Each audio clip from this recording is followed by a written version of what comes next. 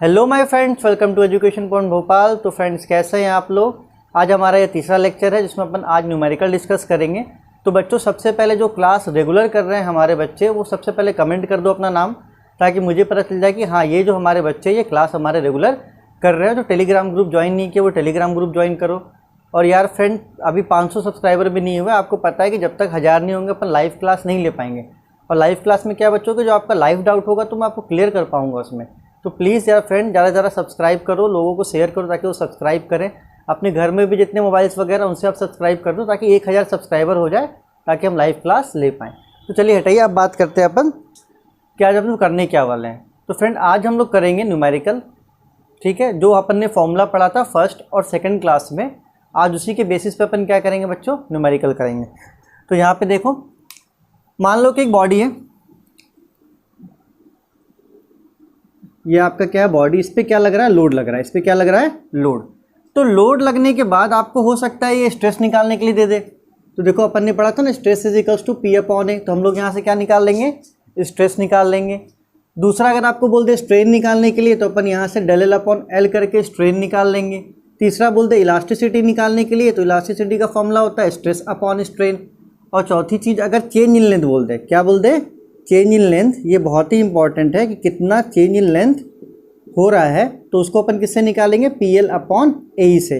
तो ये फॉर्मूले मैं आपको इससे पहले क्लास में बता चुका था, ठीक है। तो अगर आप थोड़ा सा रिकॉल कर ले तो अच्छी बात है। और अब आपको मैं बताने जा रहा हूँ यूनिट कन्वर्जन, जो कि बहुत इंपॉर्टेंट है, ठीक है बच्चों। देखो, होता क्या है ना कि आप कभी भी कोई न्यूमेरिकल करो, आपको सारी यूनिट्स को क्या करना पड़ता है, सेम करना पड़ता है। ऐसा नहीं कि कोई यूनिट सेंटीमीटर में है, कोई मीटर में है। तो आप इस बात को एकदम क्लियर कर लो कि आप सोम या तो कभी भी किसी सब्जेक्ट का न्यूमेरिकल बना रहे हो, तो जो भी डाटा होगा सबके यूनिट्स क्या होंगे, सेम होंगे। अगर यूनिट सेम नहीं है तो आपका जो आंसर है वो भी गलत आएगा पूरी तरीके से। तो न्यूमेरिकल तो बनाना है, लेकिन न्यूमेरिकल बनाने से पहले अपन को उसके यूनिट्स पे ध्यान देना है कि सारे यूनिट्स क्या होने चाहिए, सेम होने चाहिए। चलिए, तो अब आप कुछ यूनिट कन्वर्सन है, इसको नोट कर लीजिएगा और हमेशा ध्यान में रखिएगा, ठीक है। तो सबसे पहले यूनिट कन्वर्जन में, अगर आपको कभी मीटर दिया हुआ रहे और आपको इसको मिलीमीटर में कन्वर्ट करना हो, तो आप क्या करेंगे, 1000 से मल्टीप्लाई करेंगे। आप क्या करेंगे, 1000 से मल्टीप्लाई करेंगे, तो ये आपका मीटर किस में बदल जाएगा, मिलीमीटर में बदल जाएगा। दूसरा, कि अगर कभी आपको मीटर को सेंटीमीटर में बदलना पड़े, तो आप किससे मल्टीप्लाई करेंगे, आप करेंगे मल्टीप्लाई 100 से। तो अगर आप 100 से मल्टीप्लाई कर रहे हैं, तो ये आपका जो मीटर है वो किस में बदल जाएगा, सेंटीमीटर में बदल जाएगा। तीसरी जो चीज़ है कि कभी आपको सेंटीमीटर को मिलीमीटर में बदलना पड़े, तो आप क्या करोगे, 10 से मल्टीप्लाई कर दोगे। तो इसका उल्टा कन्वर्जन भी सीख लो। देखो, उल्टा कन्वर्जन क्या होगा, अगर आपको मिलीमीटर को सेंटीमीटर में बदलना है, तो आप क्या करो, 10 से डिवाइड कर दो। अगर आपको सेंटीमीटर को मीटर में बदलना है, तो देखो, जब मीटर से सेंटीमीटर में बदलना था तो आपने 100 से मल्टीप्लाई किया। तो जब इसका उल्टा करोगे तो आप क्या कर दोगे, डिवाइड कर दोगे, किससे, 100 से। चलिए, छठा देखिए, अगर आपको मीटर को मिलीमीटर में कन्वर्ट करना है तो आप 1000 से मल्टीप्लाई कर रहे हैं। तो अगर आपको मिलीमीटर को मीटर में करना हो, तो आप क्या करेंगे, डिवाइड कर देंगे 1000 से। तो खैर, ये बहुत बेसिक चीज़ है, बहुत बच्चों को पता भी होगा, क्लास 7-8 की चीज़ है, लेकिन फिर भी आप एक बार ध्यान रखो। अब बात करते हैं फोर्सेस के यूनिट में, ठीक है। कि फोर्सेस का यूनिट आपको पता है कि फोर्स का जो सबसे छोटा यूनिट होता है वो होता है न्यूटन, ठीक है। और भी यूनिट्स होते हैं, किलो न्यूटन, मेगा न्यूटन। तो आइए देखिए इनका कन्वर्जन, कि कभी आपको दिया हुआ रहे किलो न्यूटन, क्या दिया हुआ रहे, किलो न्यूटन दिया हुआ रहे, अगर आपको इसको न्यूटन में कन्वर्ट करना है, तो आप 10⁻³ से क्या कर दीजिए, मल्टीप्लाई कर दीजिए। तो ये किलो न्यूटन किस में बदल जाएगा, न्यूटन में। दूसरी बात, अगर आपको मेगा न्यूटन को न्यूटन में बदलना है, ये mn क्या है, मेगा न्यूटन, तो आप क्या करेंगे, 10⁻6 से मल्टीप्लाई कर देंगे। तो ये आपका मेगा न्यूटन किस में बदल जाएगा, न्यूटन में बदल जाएगा। तीसरी चीज़, gn मतलब कि जिगा न्यूटन। तो अगर जिगा न्यूटन को आपको न्यूटन में बदलना है, तो आप 10⁹ से मल्टीप्लाई कर दोगे, तो ये जिगा न्यूटन किस में बदल जाएगा, न्यूटन में बदल जाएगा। चलिए आगे बढ़ते हैं। चौथा कन्वर्जन, कभी कभी क्या करता है फ्रेंड्स आपको MPa दे देता है। क्या दे देता है? MPa। इसका मतलब होता है मेगा पास्कल। इसका मतलब क्या होता है? Mega pascal. तो जब भी आपको मेगा पास्कल दिया हुआ है, MPa दिए रहे, तो आप समझ जाना कि ये किसके बराबर होता है? न्यूटन पर mm² के बराबर होता है। आपको ध्यान रखना है कि MPa जो होता है वो न्यूटन पर mm² होता है। अब बोलोगे सर आपने MPa तो बताया, यहाँ PA का मतलब क्या होता है? तो PA का मतलब पास्कल, जो कि किसके बराबर होता है? न्यूटन पर मीटर स्क्वायर। तो कभी क्वेश्चन में आपको पास्कल दिया हुआ है तो आप इसको डायरेक्ट क्या लिख सकते हो? न्यूटन पर मीटर स्क्वायर। आप डायरेक्ट इसे लिख सकते हो। छठी बात कि अगर कभी GPa दिया हुआ है, मतलब कि गीगा पास्कल। देखिए मैं सबको अच्छे से नोट कर रहा हूँ, आप लिख लेना, साइड में नोटेशन लिखना होगा। तो अगर आपको न्यूटन पर mm² में कन्वर्ट करना है तो आप 10⁻³ से मल्टीप्लाई कर दो।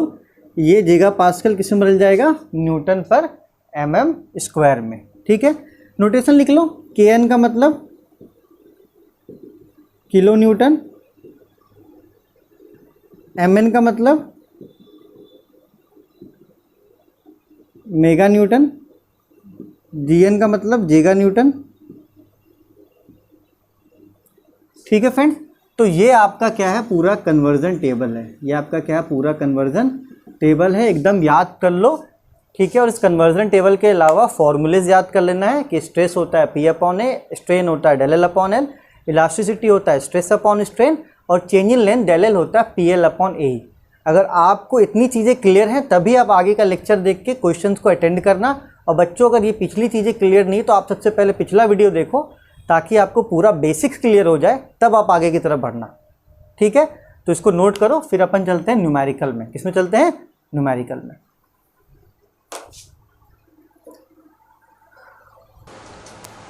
चलिए फ्रेंड्स, तो देखिए पहला क्वेश्चन आपके स्क्रीन पे भी आ चुका होगा और मैंने बोर्ड पे भी लिख दिया है। तो बच्चों सबसे पहले आप क्वेश्चन को लिख लो, 2 बार पढ़ लो। बेटा वीडियो को पॉज करके क्वेश्चन को लिखो, 2 बार पढ़ो, उसके बाद आप आगे का लेक्चर्स को देखना। चलिए फ्रेंड्स, आपने क्वेश्चन लिख भी लिया होगा और 2 बार पढ़ भी लिया होगा। और जो बच्चे होशियार हैं, कंटिन्यू देख रहे होंगे, उन्हें कुछ भी समझ में आने वाला नहीं है। तो यार वो गलती मत करो, क्वेश्चन को लिख लेना पहले, 2 बार पढ़ना, 3 बार पढ़ना, तब जाके आगे के लेक्चर को देखना। ठीक है, चलिए तो अब सबसे पहला काम क्या होगा बच्चों? हमारा सबसे पहला काम ये होगा कि अपन क्वेश्चन को पढ़ेंगे और उससे क्या करेंगे? डाटा को बाहर निकालेंगे। ठीक है, आइए क्वेश्चन पढ़ते हैं। तो कह रहा है ए रॉड ऑफ 150 सेंटीमीटर लॉन्ग। एक रॉड है जिसकी लंबाई, लॉन्ग मतलब क्या होता है? लंबाई। तो चलिए यहाँ से अपन को L दे दिया है, क्योंकि लेंथ मतलब कि लंबाई किसी रॉड की कितनी दी हुई है? 150 सेंटीमीटर। अब आगे पढ़ते हैं। एंड ऑफ डायमीटर, डायमीटर शायद हिंदी में व्यास कहते हैं इसे। डायमीटर कितना? 2 सेंटीमीटर। तो यहाँ से दूसरा डाटा क्या मिल गया अपन को? दूसरा डाटा मिल गया कि जो रॉड है उसकी डायमीटर कितनी है? 2 सेंटीमीटर। मान लो कि ये आपका रॉड है, इसकी लंबाई आपको दे दिया है, ठीक है, और इसका डायमीटर आपको दे दिया है कि इसकी डायमीटर दी जाए। ठीक है, आगे पढ़ते हैं। इस सब्जेक्टेड मतलब उसको सब्जेक्ट बनाया गया है to an axial pull of 20 kilo newton. मतलब उस रॉड पे एक पुल लगाया जा रहा है, मतलब उसे बाहर की तरफ खींचा जा रहा है। मैंने बताया था ना पहले लेक्चर में, पुल मतलब बाहर खींचना होता है। तो कितना पुल कर रहा है? 20 किलो न्यूटन। तो इस पे ऐसे बाहर की तरफ कितना फोर्स लगाया जा रहा है? 20 किलो न्यूटन। तो क्या मैं लिख सकता हूँ लोड को P 20 किलो न्यूटन? आया? अगर नहीं आया तो एक बार फिर से देखना। देखो, a rod of 150 centimetre long, तो इसकी लंबाई, and the diameter of 2 centimetre, मतलब इसका diameter, is subjected to an axial pull. Pull मतलब बाहर की तरफ खींच रहा है, मतलब वो लोड की बात कर रहा है। कौन सी लोड? टेंसाइल लोड की बात कर रहा है, ऑफ 20 किलो न्यूटन। आगे बढ़ते हैं।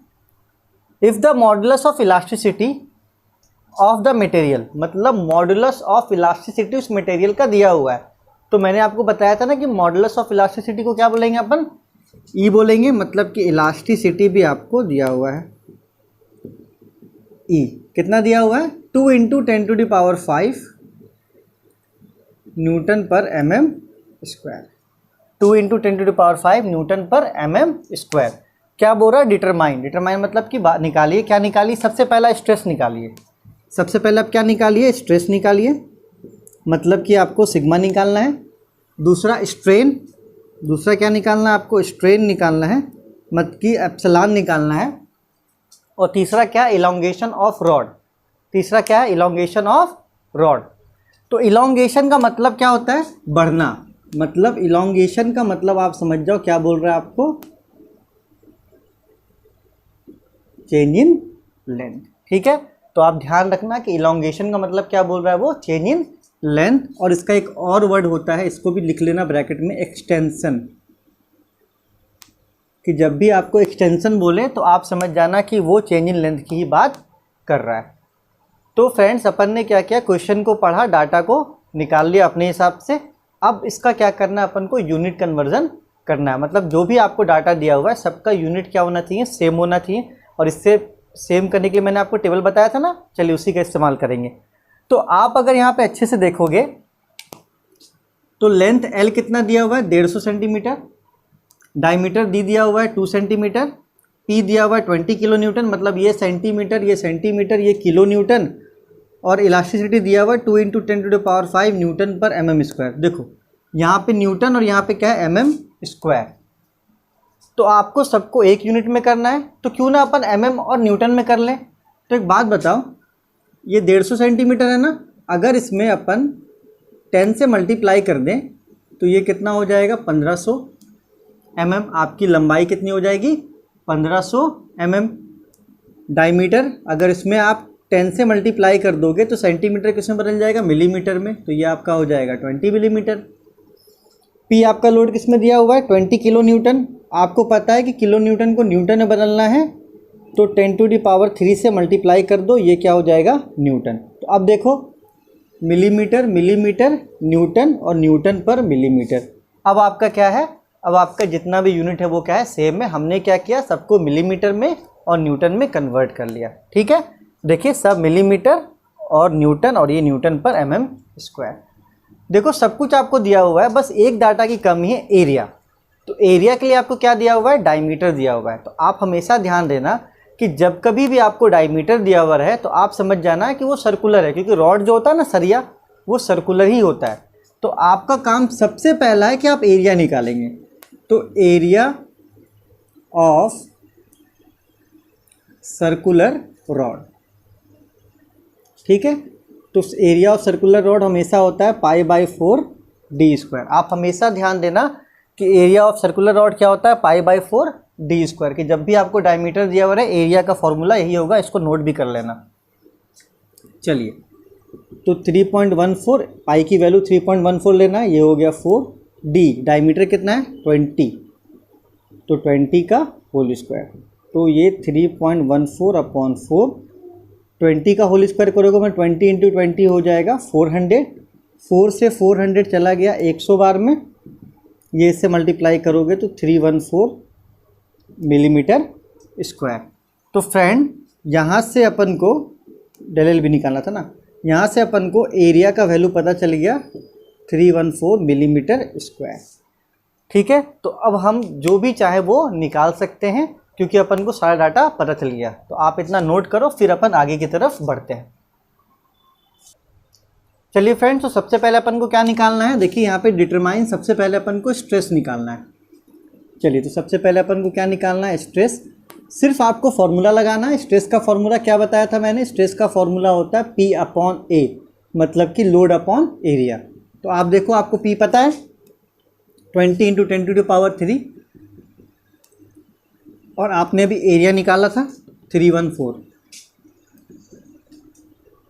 तो क्या मैं इसको लिख सकता हूँ 20 और इसको लिखूंगा 1000, तो ये 3 जीरो इसके पीछे आ जाएगा, क्योंकि इसका मतलब होता है 1000 10⁻³ तो फ्रेंड देखो, आप लोग घर पे हो गए अभी, तो आप लोग कोई भी साइंटिफिक कैलकुलेटर या तो गेट का कैलकुलेटर, देखो मैंने गेट का कैलकुलेटर डाउनलोड कर लिया, आप कोई भी कैलकुलेटर डाउनलोड कर लेना मोबाइल में और उसी को यूज़ करना। तो आपको यहाँ पे क्या करना है, डिवाइड करना है 20,000 डिवाइडेड बाय 314। तो ये आपका आंसर आ जाएगा 63.694। ठीक है, चलिए हमारा आंसर हो गया। अब इसकी यूनिट देखो, ये आपने लोड किस में लिया था, न्यूटन में, और एरिया किस में लिया था, मिलीमीटर स्क्वायर में। तो इसका क्या हो जाएगा, न्यूटन पर मिलीमीटर स्क्वायर। ये आपका पहला आंसर। देख लिए, बहुत ही सिंपल है। स्ट्रेस P/A P की वैल्यू देखो दिया हुआ था, अपन ने लिखा A की वैल्यू दी हुई थी, अपन ने इसको मल्टीप्लाई किया और फिर क्या कर दिया, डिवाइड कर दिया, सिंपल सा हमारा स्ट्रेस निकल गया। तो आप इसे नोट करो, फिर अपन आगे बढ़ते हैं।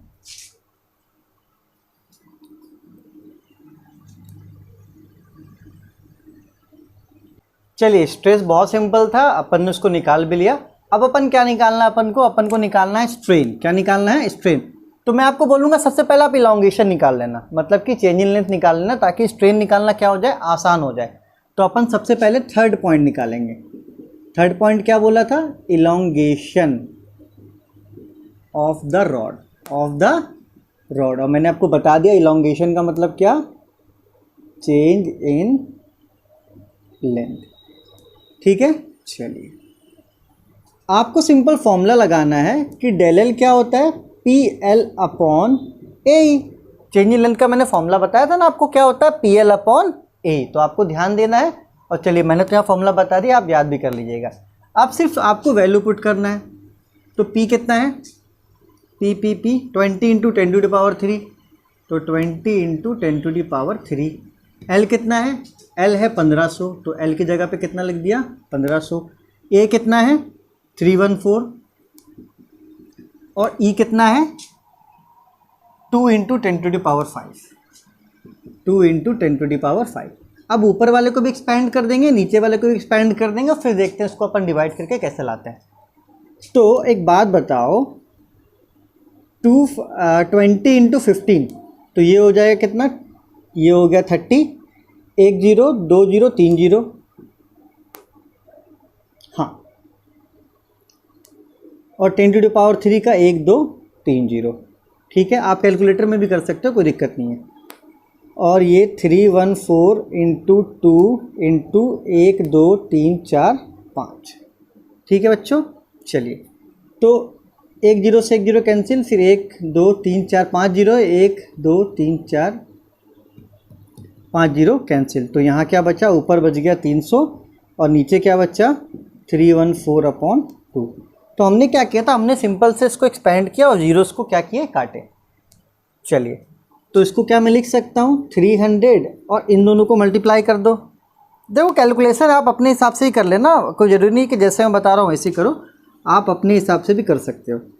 तो आपको करना है 300/628, 300/628 आपका आंसर आ जाएगा 0.477 मिलीमीटर। ये आपका क्या निकल गया, ये आपका निकल गया चेंज इन लेंथ, मतलब कि इलॉन्गेशन। देखो सिर्फ और सिर्फ फॉर्मूला ही पुट करना था ना। चलिए, तो आप इसको नोट करो, उसके बाद अपन निकालेंगे थर्ड क्या, स्ट्रेन। और अगर डाउट है तो एक बार फिर से देख लेना, क्योंकि मैं बार बार बोलूँगा तो वीडियो लंबा होगा। ठीक है, लिखिए।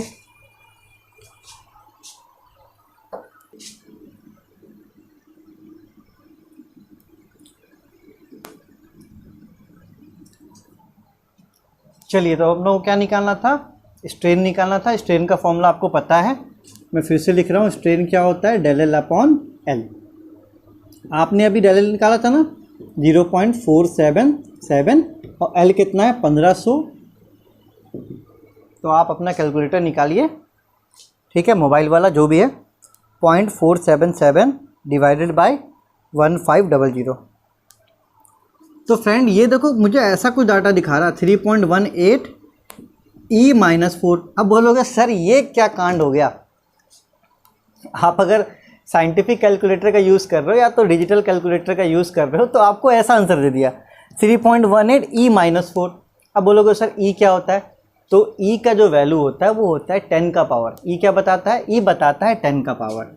E का मतलब है 10 का पावर। तो हम लोग इसको लिखेंगे 3.18। E का मतलब होता है 10 का पावर, ये आगे का इसका पावर बताता है, तो -4। ये आपका क्या हो गया आंसर। अगर आपको कभी ऐसा दे दे 4.7 E9, तो आप क्या समझोगे कि ये 4.7 इंटू 10⁹ की बात कर रहा है, क्योंकि E का मतलब होता है 10 और इसके बाद वाला क्या होता है, पावर। अगर कभी आपको कुछ ऐसा दे दे 5.4 E-9, तो आप क्या लिखोगे, 5.4 इंटू 10⁻⁹। तो ये आपको E का मतलब होता है 10 का पावर। तो आई होप आपको समझ में आया होगा। देखो एक बार में सोम कभी भी समझ में नहीं आता है, थोड़ा समय लगता है। ये तो खैर पहला क्वेश्चन था, जितना प्रैक्टिस करोगे वैसे धीरे धीरे आपको समझ में आने लगेगा। तो कंफ्यूज नहीं होना है, एक बार में समझ में नहीं आता है, थोड़ा बहुत भी आ रहा है समझो आपको बहुत आ रहा है, 2-3 बार 4 बार देखोगे ना तब आपको समझ में आएगा। तो आप इसको नोट करो, फिर अपन दूसरा क्वेश्चन करते हैं।